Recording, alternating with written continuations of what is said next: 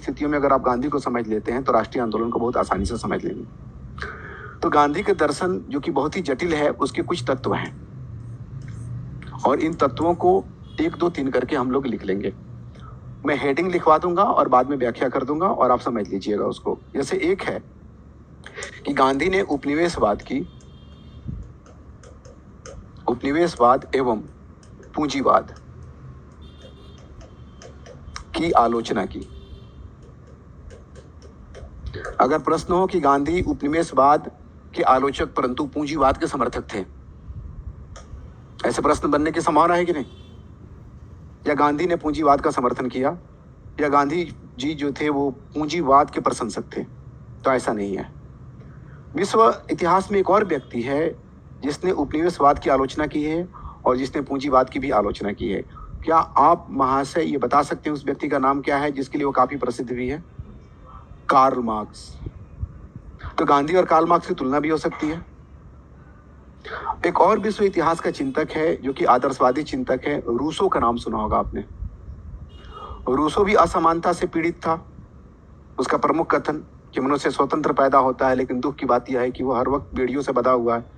और फ्रांसीसी क्रांतियों ने उन्हीं बेड़ियों को तोड़ते हुए रूसो से कहा था कि अंकल आप मत घबराइए, मनुष्य स्वतंत्र पैदा होता है और स्वतंत्र और समान रहता है। फ्रांसीसी क्रांति का यही तो स्लोगन था कि man is born equal and free and equal and remains free.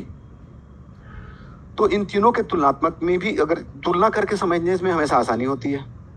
तो रूसो भी असमानता से ग्रस्त की भावना से ग्रस्त, मार्क्स को भी पसंद नहीं आ रही थी, लेकिन मार्क्स ने समाधान भविष्य में ढूंढा कि एक समाजवादी समाज बनेगा। रूसो ने अतीत में ढूंढा। आपको पता है प्रकृति की ओर लौटो का नारा दिया। इन दोनों से अधिक व्यवहारिक गांधी लगते हैं जिन्होंने समस्या का समाधान वर्तमान में ढूंढने की कोशिश की। शायद विश्व दर्शन में भारत की अनदेखी की गई है, भारतीय चिंतकों की अनदेखी की गई है। इस वजह से हो सकता हो कि गांधी बहुत, या तो फिर गांधी इतने जटिल हैं कि लोगों को समझ में नहीं आते, लेकिन गांधी को लोगों ने समझा था। ऐसा नहीं है कि गांधी को नहीं समझा था और नहीं जाना था। तो इसकी आलोचना की। अब इन आलोचनाओं का अंतर क्या है? एक चीज गांधी और मार्क्स में एक जैसा है कि गांधी और मार्क्स दोनों ही उपनिवेशवाद और पूंजीवाद को एक दूसरे से संबंधित मानते हैं।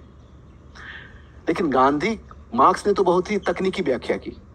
मार्क्स की व्याख्या कैसी है उपनिवेशवाद और समाजवाद के संबंधों की, कि पूंजीवादी व्यवस्था शोषणकारी है और इसके अंतर विरोध हैं, और उन अंतर विरोधों को दूर करने के लिए उपनिवेशवाद की आवश्यकता पड़ती है। विश्व के पूंजीवादी देश इसीलिए साम्राज्यवाद का सहारा लेते हैं, इसलिए कि उपनिवेशवाद एक तरह से समाधान प्रस्तुत करता है पूंजीवाद की समस्याओं का। हालांकि मार्क्स ने भी माना कि अस्थायी समाधान नहीं प्रस्तुत करता है और अंततः पूंजीवादी व्यवस्था धराशायी हो जाएगी। ये मार्क्स की भविष्यवाणियां थी। लेकिन संबंधों को कैसे जोड़ा उसने बहुत ही मैकेनिकल तरीके से, कि पूंजीवाद को बाजार चाहिए होता है, लेकिन बाजार की प्रवृत्ति होती है कि वो सैचुरेट कर जाता है।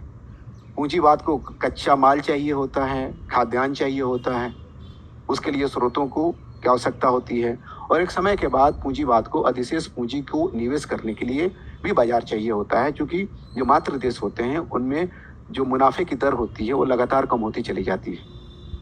यानी कि पूंजीवादी अर्थव्यवस्था की आर्थिक आवश्यकताओं और विरोधाभासों के कारण उपनिवेशवाद या उपनिवेशवादी प्रसार के राजनीतिक निर्णय लिए जाते हैं। ये किसकी व्याख्या है? कार्ल मार्क्स की व्याख्या है। यानी कि मार्क्स ने इसकी व्याख्या एक आर्थिक संकट के समाधान के रूप में की, कि पूंजीवाद ने आर्थिक संकट की स्थिति उत्पन्न की है, क्योंकि अपने आप में कोई बहुत परफेक्ट व्यवस्था नहीं है। गांधी ने आर्थिक संकट की बात नहीं की, गांधी ने नैतिक संकट की बात की। यही अंतर है इन दोनों के बीच में। मार्क्स के हिसाब से पूंजीवाद आर्थिक संकट पैदा करता है जिसके समाधान के लिए साम्राज्यवाद का सहारा लिया जाता है, लेकिन गांधी के अनुसार पूंजीवाद इसलिए हानिकारक है कि वह नैतिक संकट पैदा करता है। मार्क्स के अनुसार आर्थिक संकट का समाधान उपनिवेशवाद की वजह से के माध्यम से ढूंढने की कोशिश की जाती है। गांधी के अनुसार यह नैतिक संकट उपनिवेशवाद का कारण है। गांधी मानते हैं कि पूंजीवाद भौतिक समृद्धि को सुनिश्चित करने में सफल रहा है। गांधी यह भी मानते हैं कि इसकी वजह से लोगों के अंदर काफी समृद्धि आई है। थैंक यू पूंजीवाद। लेकिन ये भी मानते हैं कि पूंजीवाद असफल रहा है मनुष्य का संतुलित विकास करने में, बैलेंस्ड ग्रोथ नहीं कर पाया है, लोपसाइडेड पर्सनालिटीज का डेवलपमेंट हुआ है।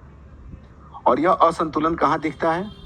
तो मानव जीवन के भौतिक पक्षों और नैतिक पक्षों में दिखता है कि पूंजीवाद ने एक तरफ तो भौतिक समृद्धि को बढ़ाया है, लेकिन नैतिक मूल्यों का ह्रास किया है और मनुष्य हो गया है लोभी, मनुष्य हो गया है हिंसक, जो अपने व्यक्तिगत हित के लिए कुछ भी कर सकता है, किसी भी हद तक जा सकता है।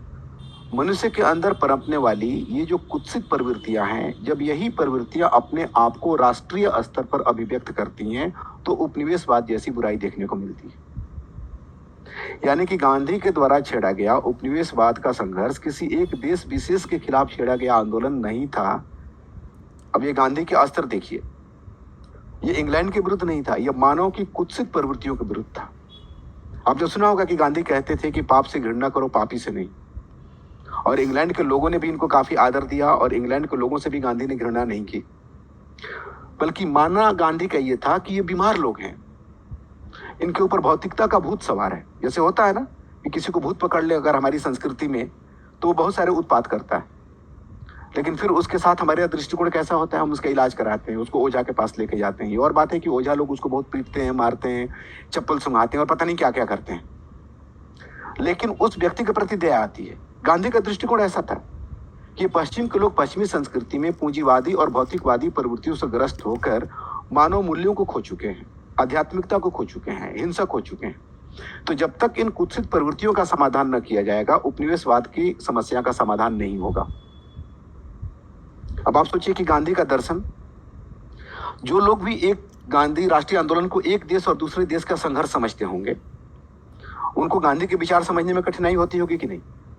अब आप सोचते होंगे कि गांधी इतने आश्रम क्यों बनवाए? तो इसलिए बनवाए कि मनुष्य की कुत्सित प्रवृत्तियों का, यानी कि उसके विरुद्ध आंदोलन है ये। जब अच्छा मनुष्य बन जाएगा तो उसके अंदर से बहुत सारी बुराइयां दूर हो जाएंगी, राष्ट्र भी सुधर जाएंगे, मनुष्य भी सुधर जाएंगे, उपनिवेशवाद की बुराई भी समाप्त हो जाएगी। तो गांधी के लिए यह संघर्ष एक नैतिक संघर्ष था, यह सिर्फ राजनीतिक संघर्ष नहीं था, जिसमें मानव की अच्छाइयों को पुनर्स्थापित किया जाना था। लेकिन यह कार्य वर्तमान में होना था, क्योंकि गांधी को मानव चरित्र को लेकर, मानव की प्रकृति को लेकर यह शंका नहीं थी कि मनुष्य बुरा है। मार्क्स के हिसाब से तो मनुष्य पैदाइशी ही बुरा है, हेडोनिस्ट है, इसलिए उसको समझाया नहीं जा सकता। इसलिए वर्ग संघर्ष अनिवार्य है, क्योंकि कोई अपने हित के साथ समझौता नहीं करेगा। लेकिन गांधी के हिसाब से मनुष्य को पूंजीवाद ने बर्बाद कर दिया है, और रूसो के हिसाब से मनुष्य को सभ्यता ने बर्बाद कर दिया है। तो रूसो सभ्यता से दूर प्राकृतिक अवस्था में, गांधी ने पूरी सभ्यता को दुश्मन नहीं माना, गांधी ने माना कि पूंजीवाद ने मनुष्य को खराब किया है। दोनों ने समाधान एक ही दिया कि मनुष्य के अच्छे गुणों को अगर रीस्टोर कर दिया जाए तो क्या होगा? बहुत सारी असमानता और शोषण की चीजें खत्म हो जाएंगी। लेकिन इस रीस्टोरेशन के लिए, इस पुनर्स्थापना के लिए रूसो का नारा था प्रकृति की ओर लौटो, जो कि व्यवहारिक रूप से असंभव था। मार्क्स ने एक भविष्य की कल्पना की, लेकिन मार्क्स भी मनुष्य के स्वभाव को वर्तमान पूंजीवादी में तो भौतिक मानता है, लेकिन यह व्याख्या करने में असफल रहा कि समाजवादी समाज में मनुष्य आखिर परिवर्तित कैसे हो जाएगा, वह दानव से देवता कैसे हो जाएगा, जो यह बर्दाश्त कर लेगा कि सबसे उसकी क्षमता के अनुसार लिया जाए और सबको उसकी जरूरत के अनुसार दिया जाए। कैसे वह सामाजिक समानता के सिद्धांत को आत्मसात कर लेगा। यहाँ अगर देखा जाए तो ये दोनों चिंतक, दोनों विचारक गांधी की तुलना में कम व्यवहारिक प्रतीत होते हैं, कम आशावादी भी प्रतीत होते हैं। मानव प्रकृति को लेकर गांधी की आशा इतनी बलवती थी, इतनी प्रबल थी कि उन्होंने कहा कि व्यक्ति को सुधारा जा सकता है, अभी सुधारा जा सकता है। तो आपने हृदय परिवर्तन की संकल्पना सुनी हो, आपने ये भी सुना होगा कि बॉलीवुड ने कभी कभी कुछ फिल्में बनाकर गांधी के ऊपर भी, वो एक था ना मुन्ना भाई MBBS टाइप की कुछ मूवी थी, गांधीगिरी वगैरह। तो हृदय परिवर्तन, मार्क्स ने हृदय परिवर्तन के बारे में नहीं सोचा, रूसो ने भी हृदय परिवर्तन के बारे में नहीं सोचा, गांधी ने हृदय परिवर्तन के बारे में सोचा, वर्तमान में सोचा। आप खुद तय करो कि किसका समाधान ज्यादा व्यवहारिक है।